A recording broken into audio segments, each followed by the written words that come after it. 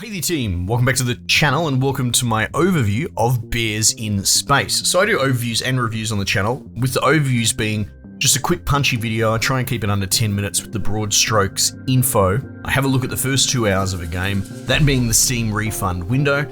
And if Steam thinks that you can make up your mind about whether you want to keep a game or not in that time, I kind of agree. I doubt you're going to change your mind after 20 hours if you didn't like it for the first 2 hours. This way I'm able to triage and have a look at a bunch of different games, show them to you and give you a bit of a soft verdict, and it helps me work out what I'm going to review going forward. So this game is such a pleasant surprise. This is wonderfully hilarious and funny, and this is coming from someone who I'm a bit, I don't want to say prudish about humor, but I'm very prickly about humor in video games, especially when a game positions itself as a comedic game. Like, first and foremost, honestly, my rule is usually just don't do that. Don't make the core appeal of your game humor, because humor being so subjective and almost taboo in some way in current year, it's just not a sensible place to put your eggs. However, that being the rule, there are still exceptions, and this is absolutely the exception. This game is frigging hilarious. What it really reminds me of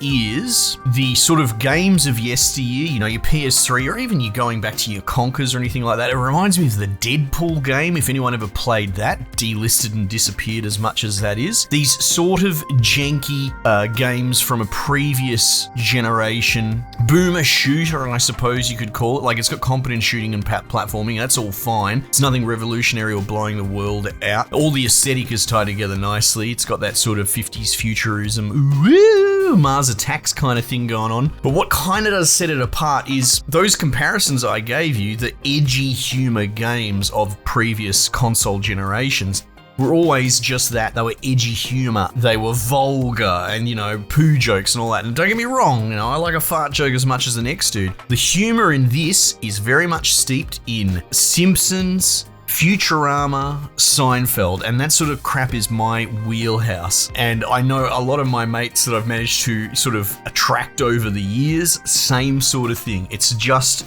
Simpsons and bloody Seinfeld references 24/7. And lo and behold, wouldn't you know it, this is made by Australians. I mean, Queenslandians, if I'm to hear it right. Ugh, disgusting. But like, you know, even some of them can be okay. And so this game is just a gag a minute, even quicker than that. It's actually non-stop, essentially Simpsons-esque gags, and I'm here for it every second. I guess the premise might as well mention it. You're like a retired superhero space cadet dude one day from retirement. You get merged during hyperspace with a bloody temperamental bear.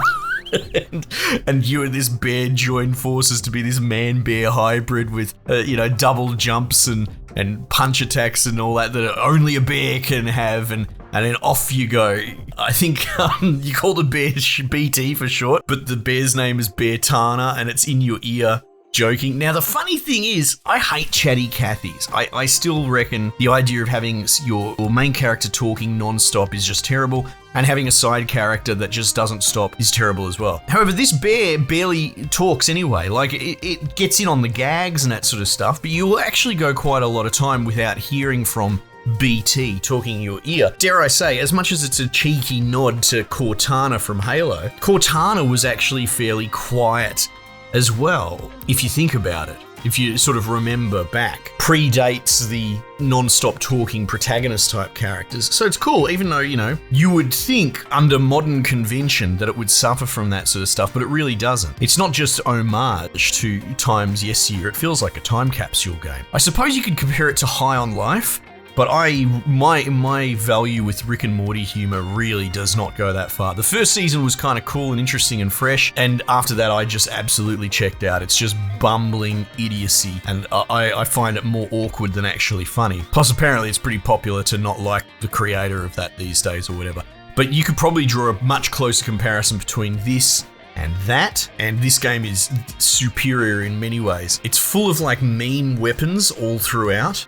My favorite so far is the basketball weapon, but it's a square basketball. I think it's called square ball or something like that. And in one of my side quests, I guess I picked it up because I joined a square ball team, and it felt like Simpsons playing for Canada. Hey, you hit the backboard.